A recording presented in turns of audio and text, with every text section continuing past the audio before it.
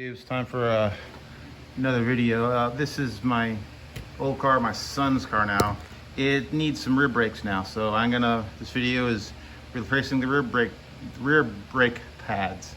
And this is something I have never done myself before, but I think I can do it now.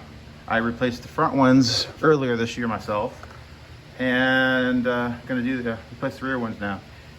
Throughout this process, I will need to use this cube tool to push back in the pistons because they have an integrated parking brake. For safety reasons, I will be using jack stands. I've got, the car is in park.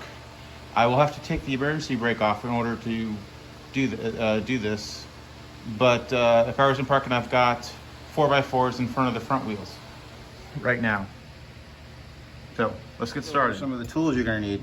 This is the tire iron from the trunk, flathead screwdriver, breaker bar, 3/8 ratchet, a couple extensions, piston tool, metrics sockets, probably 12, 14, and maybe 12 and 14. And another thing is, when you do this, you need to open up the brake reservoir and put like a towel or something, because if to make sure this doesn't overflow. We got the wheel off. We stick it. I stick it under there for safety. And we got a jack stand, and the jack is. It's resting on the jack stand, but the jack is there for just in case. Now we're going to need to this off, and it's held on by these 14 mil. Yeah, 14 mil bolts. They're not. You might need a breaker bar, but they're not torqued. They may be torqued about 20 foot-pounds. I've loosened up these caliper bolts. If you loosen up the top one, just loosen it up a little bit so you can get the other one out.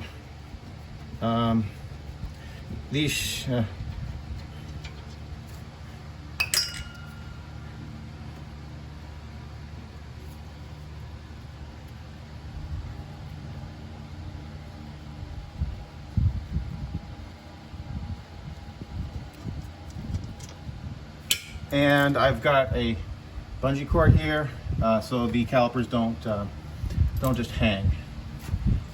So yeah, you can take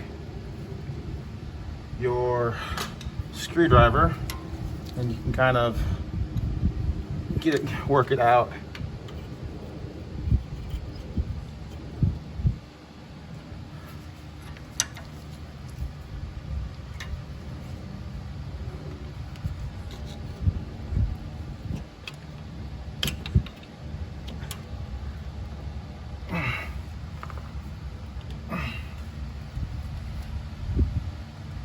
So got the caliper off.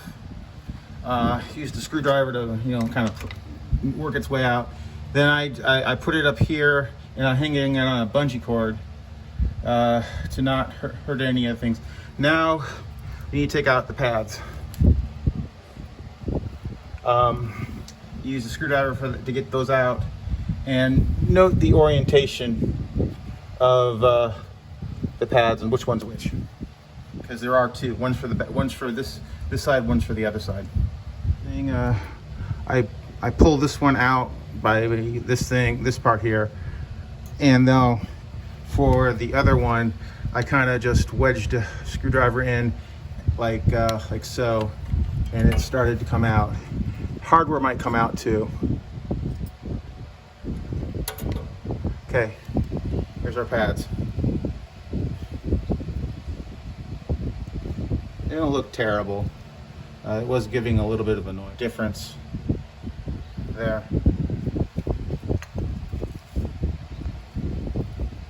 You get the ones that look like the ones that you took out, because one is for one side of the wheel, one's for the other.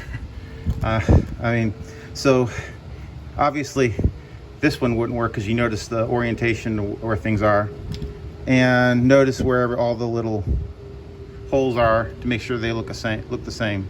Got some brake grease. You put some of this on the back of the pads and on the hardware, which is going to touch here and here and probably here. It keeps it from squealing. Now I got the brakes in. Note I greased all this just with this brake grease just a little bit. Now to put the caliper back on, we need to push the piston back in, and that's where the caliper tool comes in. Let me show you how this cube tool works. Is you find the one that matches up to the how it is on the brakes, the piston, now the grooves are, and then you stick it in and you put your 3/8 inch socket extension in here like that, and you put your ratchet and you can turn it to the right. It is imperative though that you note how show you the caliper. Let me get it up higher. Just stand up higher.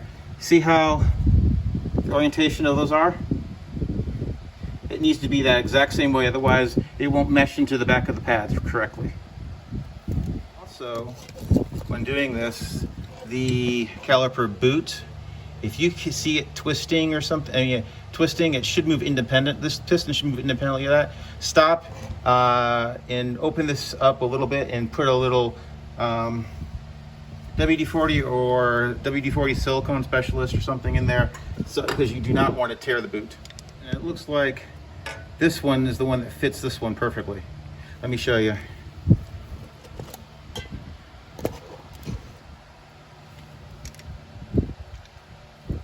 See, it fits in there perfectly. So now I can turn it in.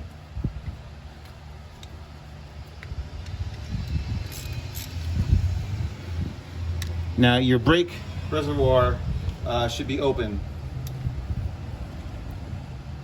Because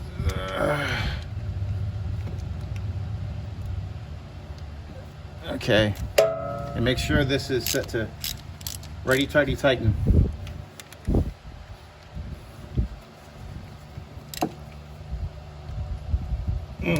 Oops. You see how it's the yeah.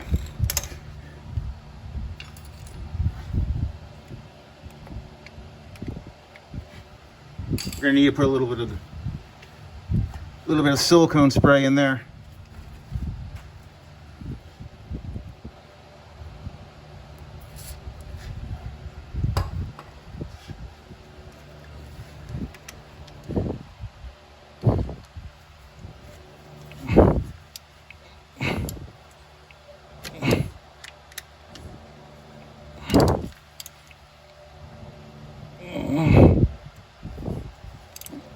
See how it's now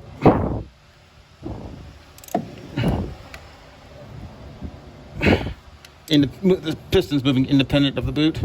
That's all it needed, was that little bit of. Also check the other side.